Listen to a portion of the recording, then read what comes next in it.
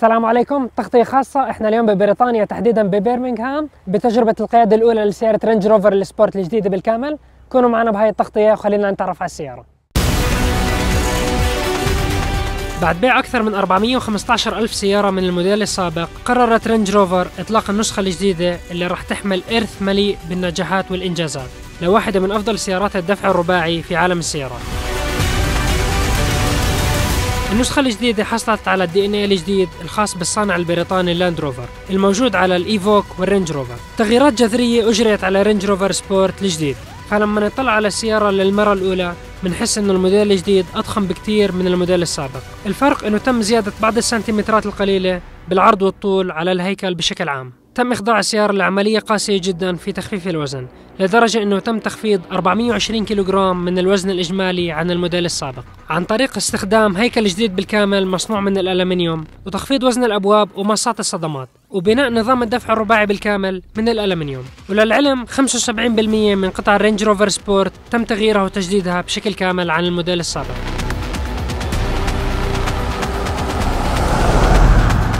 ممكن الاختيار بين 9 أشكال مختلفة للعجلات بقياسات تبدأ من 19 إنش ل 22 إنش، مع بركات بريمبو من 6 مكابس. وعلى صعيد الألوان بتتوفر السيارة ب 19 لون خارجي و11 لون داخلي، مع إمكانية الاختيار بين الخشب والألمنيوم داخل المقصورة، مع نظام صوتي من شركة ميريديان 23 سماعة. من الإضافات المتوفرة داخل السيارة نظام تلفزيون ودي في دي مع شاشة بحجم 8 إنش لمس، مع إمكانية طلب شاشات خلفية بحجم 10.2 إنش وأضوية LED داخلية، وكراسة جلدية ب 14 وضعية مع 5 وضعيات مساج. ولأول مرة رينج روفر سبورت بتتيح إمكانية طلب السيارة ب7 مقاعد.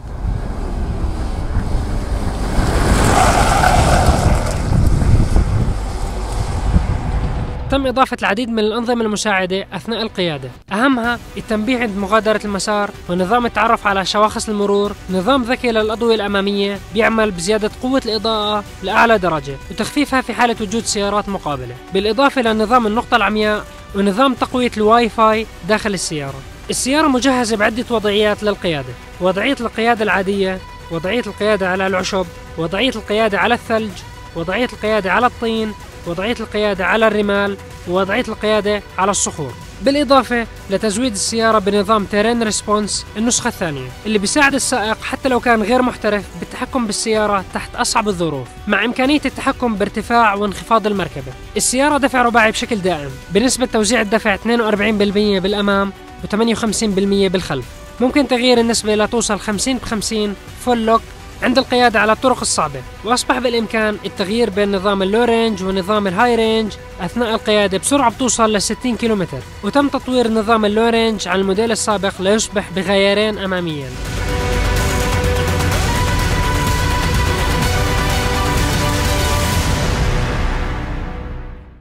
ممكن تمييز بين نسخة الرينج روفر سبورت والنسخة العادية بالشكل الخارجي. الصادم الأمامي بالكامل مختلف عن النسخة العادية، وطبعا غطاء المحرك مختلف لأنه في عليه فتحتين لتبريد المحرك.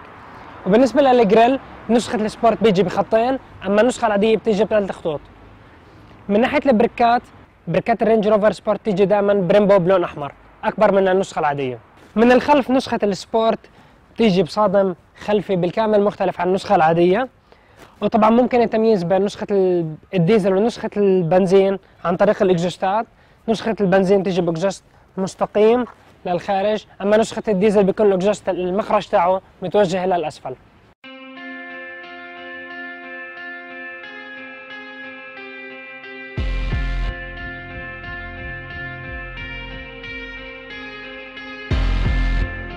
رينج روفر سبورت تتوفر بالمنطقة بمحركين مزودين بجير ZF من 8 سرعات، ولأول مرة بيتم تزويدها بمحرك V6 سعة 3000 سي سي سوبر تشارجر بقوة 340 حصان، بتسارع من 0 ل 100 كيلومتر ب7 ثواني فاصلة جزئين، وسرعة قصوى بتوصل ل 215 كيلومتر بالساعة. المحرك الثاني V8 سعة 5000 سي سي سوبر تشارجر بقوة 510 أحصنة، بتسارع من 0 ل 100 كيلومتر ب5 ثواني فاصل 3 أجزاء، وسرعة قصوى توصل ل 257 كيلومتر بالساعة.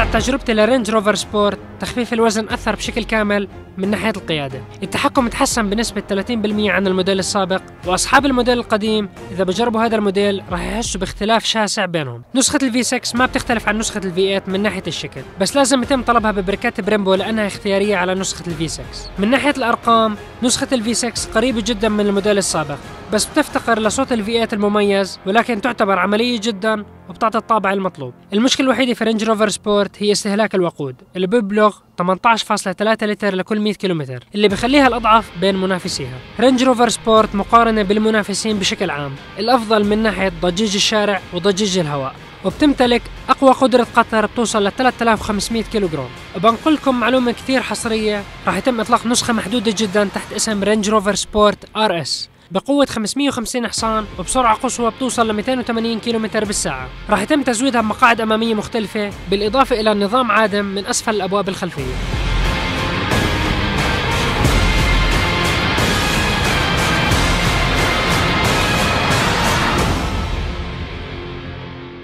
Hello, Mr. Robin. Hi, how you doing? This is the first time Range Rover Sport with a small engine V6 supercharged. What's the story behind this engine?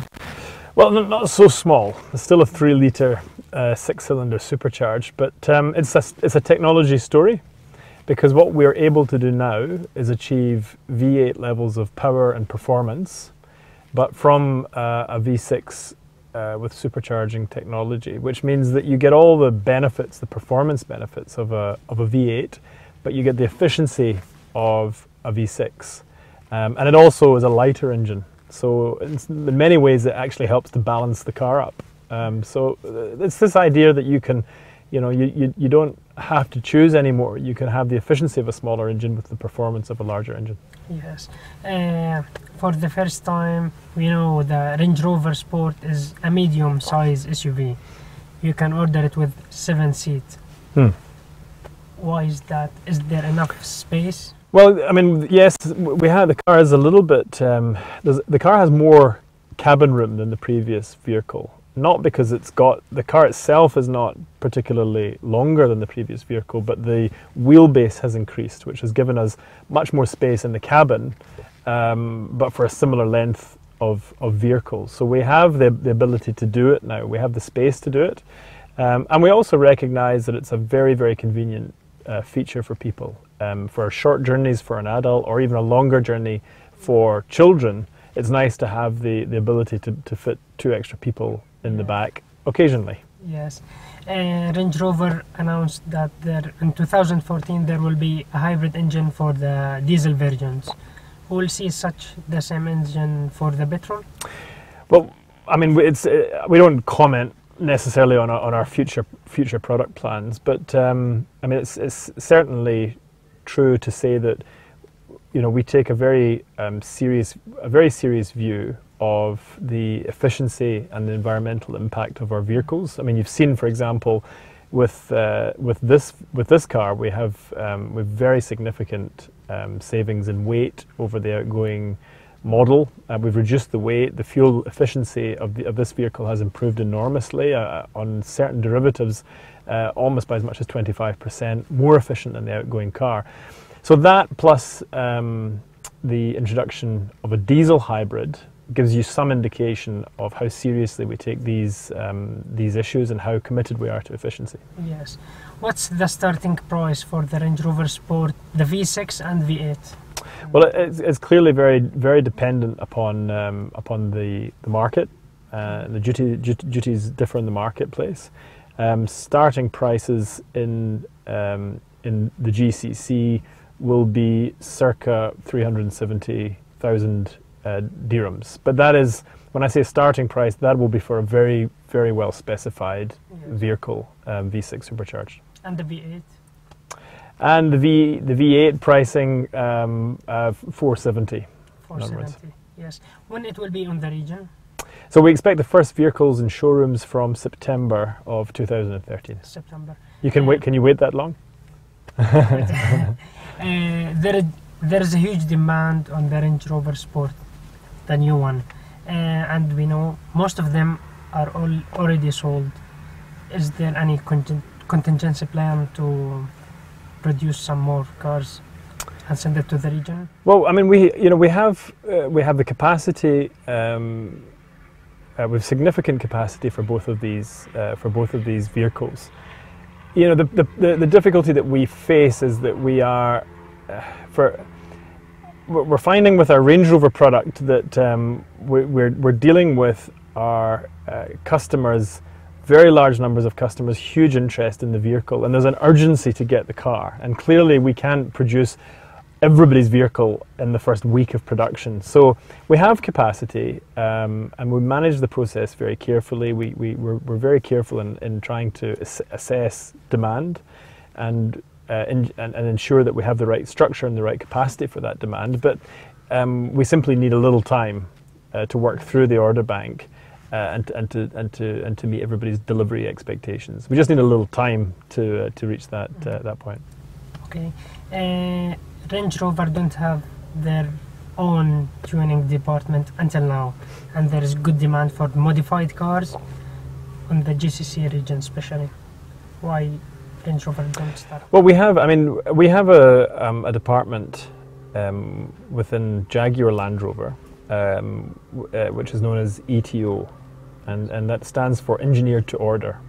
So they're a department who do special vehicles for us, special builds. They tend to focus on limited runs of very, very high value, very premium vehicles. They will look at high performance variants, as well as variants that provide exceptional levels of specification.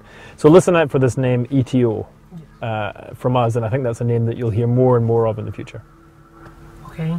There is some gossips about Saudi Arabia, Range Rover planning to build a factory there. Is that correct? Well, it's a little more than gossip. I mean, we traveled to Saudi Arabia with our CEO, Dr. Ralph Speth, and we signed a memorandum of understanding with the Saudi government to carry out a full and detailed study into the potential for manufacture of our vehicles in the kingdom. So that study is underway just now, and we would expect to have some clarity on the position in the future. But it was more than a rumor. You know, we publicly acknowledged, and we signed an agreement with the government to explore the potential. We recognise that Saudi Arabia is a very high potential market. Wish you all the best, Mr. Robin. Thank you so much. Thank you. Thanks for your time. Thank you. إن شاء الله تكونوا استمتعتوا معنا بهاي التغطية الخاصة. تابعوا موقعنا لكل شيء جديد بعالم السيارات. في أمان الله.